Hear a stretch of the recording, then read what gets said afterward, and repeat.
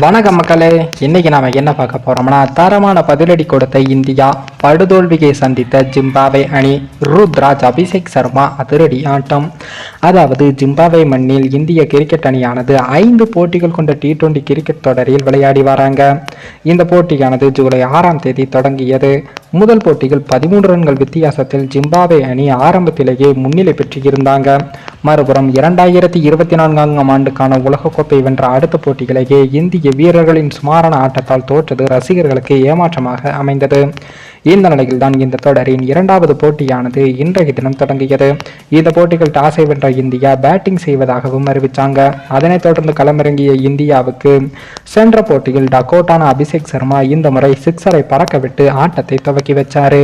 ஆனால் எதிர்புறம் தடுமாறிய கேப்டன் சுப்மன் கில் அவர்கள் 4 பந்துகளுக்கு 2 ரன்னில் முசர்பானி வேகத்தில் அவுட் ஆனார். ஆனால் அடுத்ததாக வந்த நம்ம ருத்ராஜ் கெய்க்வாட் நிதானமாக விளையாடினார். அவருடன் சேர்த்து அபிஷேக் சர்மாவும் ஆரம்பத்தில் நிதானமாக விளையாடி கொடுத்த கேட்சை ஜிம்பாப்வே தவறவிட்டது.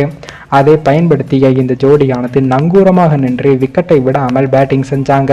அதில் அபிஷேக் சர்மா ஒரு கட்டத்தில் அதிரடியாக விளையாட தொடங்கி 33 பந்துகளில் அரை சதம் அடித்தார். ஆனால் அரை சதம் கடந்த பின் அதிரடியை அதிகப்படுத்திய அவர் கடந்த போட்டிக்கும் சேர்த்து இந்த போட்டியில் ஜிம்பாப்வே பவுலர்களை புரட்டி எடுத்து இருக்காரு.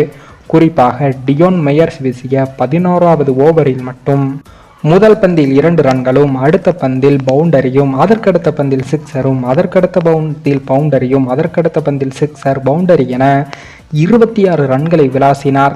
அவர் 82 ரன்களையும் தொட்டார். அப்போது சேவாக் போல ஹாட்ரிக் சிக்ஸர்களை பறக்கவிட்ட அபிஷேக் சர்மா சதம் அடித்து அசத்தினார்.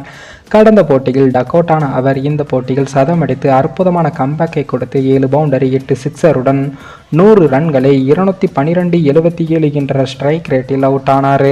அவர் அவுட் ஆனது மறுபுறம் நிதானமாக விளையாடி கொண்டிருந்த நம்ம ருத்ராஜ் அவர்கள் தனது பங்கிற்கு அதிரடியை தொடங்கி அரை சதமும் அடித்தார். நேரம் செல்ல செல்ல வெளுத்து வாங்கிய அவரும் 11 பவுண்டரி 1 சிக்ஸருடன் 77 ரன்களையும் குவிச்சார்.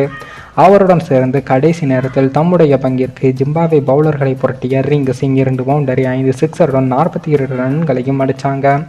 இதனால் 20 ஓவரில் 2 விக்கெட்டுகள் இழப்பிற்கு 234 ரன்களை குவித்து T20 கிரிக்கெட்டில் ஜிம்பாப்வேக்கு எதிராக தங்களுடைய அதிகபட்ச ஸ்கோரை பதிவு செய்து சாதனை படைச்சிருக்காங்க. அதன்பின் பேட்டிங்கில் களமிறங்கிய ஜிம்பாப்வே அணியானது தொடர்ந்து விக்கெட்டுகளை இழந்து தோல்வியை தழுவியிருக்காங்க.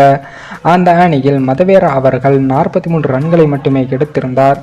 இதனை தவிர மற்ற வீரர்கள் அனைவரும் 10 ரன்களை கூட தாண்டாமல் தொடர்ந்து அவுட் ஆகி இருக்காங்க.